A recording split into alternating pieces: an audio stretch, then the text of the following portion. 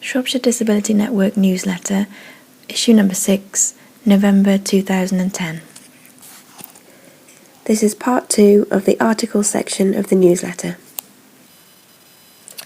Social Welfare Training, Free Guide to Welfare Benefits Changes for 2010. Neil Arnott of Social Welfare Training, webpage www.socialwelfaretraining.co.uk says, "We would like to make you aware that our free downloadable at-a-glance guide to welfare benefits changes for 2010 is available at www.socialwelfaretraining.co.uk. The guide has just been updated to include changes in the following areas: DLA high mobility on the basis of severe visual impairment, work choice starts, lone parents and job seekers allowance, housing costs interest rate large reduction, work-focused health-related assessment, crisis loans, bereavement benefits, carers allowance earnings limit, young people and HB, work for your benefit pilot started. It is aimed at giving a quick memory jog as to what has changed this year. Also still available are free at-glance guides to benefit changes for 2009, employment and support allowance, and the benefits system. Great West Midlands Care Awards. Shropshire won 4 out of the 17 awards at the West Midlands Regional Awards on the 9th of October, and these people will now go forward to the national finals at the Royal Courts of Justice in London in 2011. SDN extends warm congratulations to them all. The success of these Shropshire carers and care homes goes to show that small independent organisations in the field have a lot to offer. Awards listed by the Great British Care Awards on their website. The address is as follows: www.care-awards.co.uk/winners-of-the-Great-West-Midlands-Care-Awards. The Care Employer Award for less than 250 employees went to Martin and Wendy Beasley, All Care Shropshire, Pontesbury, Shrewsbury. They demonstrated a warm and friendly approach, but with a real sense of clear organisation and business process. They were particularly impressed with how they go beyond core staff training, approached with additional specialist knowledge and user-led approach to personalisation.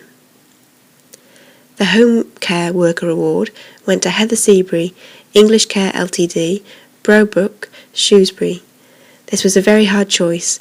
All shortlisted candidates were truly worthy winners.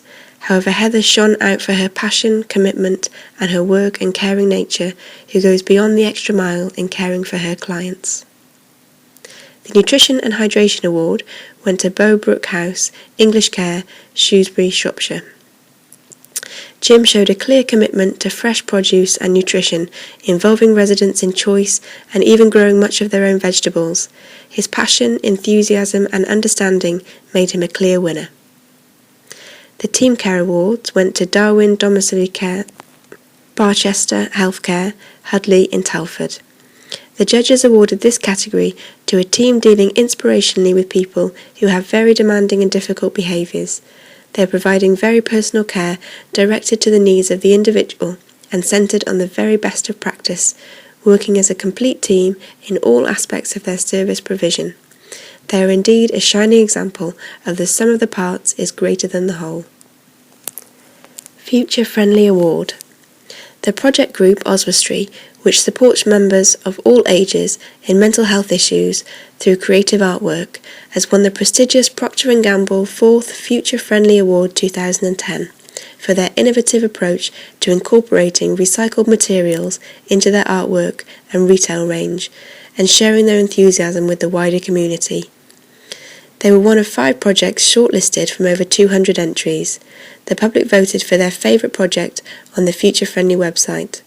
The announcement was made at an exciting dinner held at Zion House, London on the 4th of October.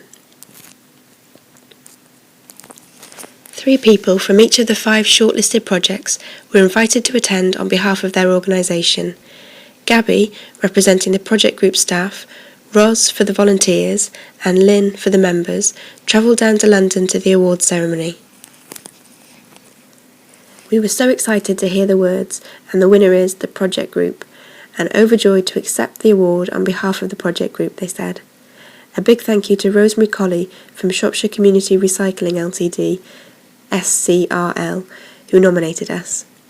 Winning the award was only possible because of the number of people who voted for us, so thanks go to everyone who rallied friends, family, colleagues and local people to vote online for us. This award brings a lot of publicity, and the prize money of £10,000 will help the project to further develop a sustainable future for their members. To view the video made about the project group and for more information about the award, visit the Future Friendly website at www.futurefriendly.co.uk. Things to do in Shropshire. If you've got a few spare minutes, a very productive use of your time is to look at the Oswestry-based organisation Disabled Holiday Information website, which is www.disabledholidayinfo.org.uk. Disabled Holiday Information have comprehensive information on how people with a disability can access the Midlands, the North, Wales, the South West, Shropshire, Cheshire and Scotland, as well as information on the rest of the UK. Accommodation, attractions, activities and trails. Also useful is the latest news section, which, for instance, gives details of wheelchair access to the new Royal Shakespeare Company Auditorium. An activities search for Shropshire shows 8 activities that have wheelchair access.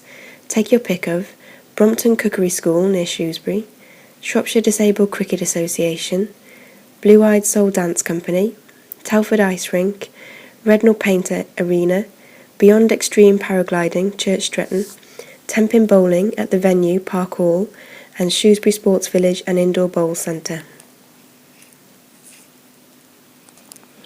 A lot more activities are given in Disabled Holiday Information's guides. The Wheelchair User's Guide to Accessible Tourist Attractions and Holiday Accommodation for Shropshire, the Wheelchair User's Guide to Accessible Activities for Shropshire, the Wheelchair User's Guide to Accessible Countryside Sites and Trails in Shropshire and the Borderlands, and the Wheelchair User's Guide to Accessible Transport in Shropshire. These guides can be downloaded in PDF format or they can be posted to you, and they are also available in large print plain text. The link for these is available on the website. Disabled Student Diaries Update, Lee. This has been taken from BBC Ouch. The web address is www.bbc.co.uk/Lee_S_student_Lee_update_2010. In the autumn of 2009, BBC Ouch followed 3 disabled freshers, Charlotte, Andrea and Lee, through their first 4 weeks at university. Here we catch up with them 1 year on.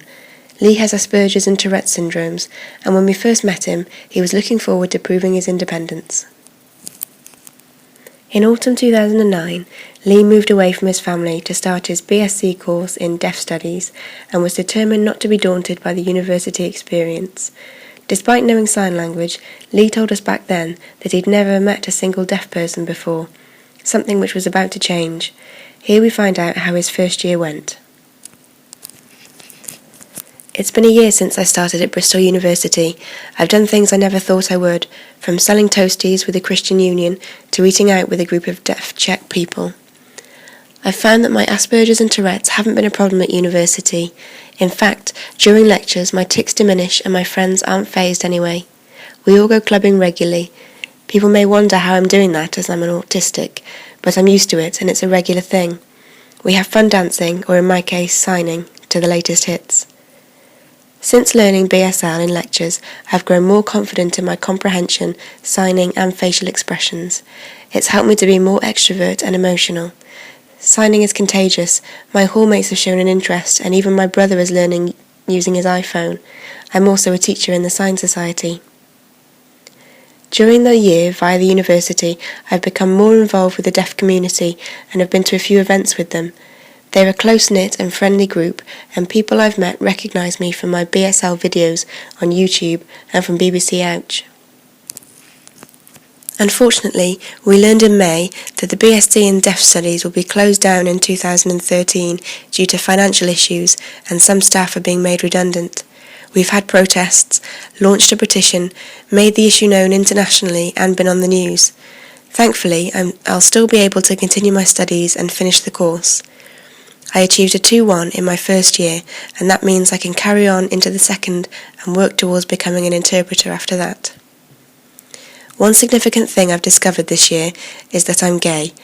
I guess the time of realisation and acceptance differs for all LGBT people, but I've had this revelation and accepted myself in the same week. I joined the LGBT Society and met a whole new community I hadn't experienced before. This year has also been the first time I've been dating. I've had my ups and downs like anyone, and I've still got a lot to learn about the crazy world of dating and love, but I'm positive about the future. Outside university, I'm still creating my BSL songs on YouTube, and I'm going to continue teaching myself Mandarin. I also want to take up drawing again. I can safely say I don't regret going to Bristol, and I'm looking forward to 2 more years there.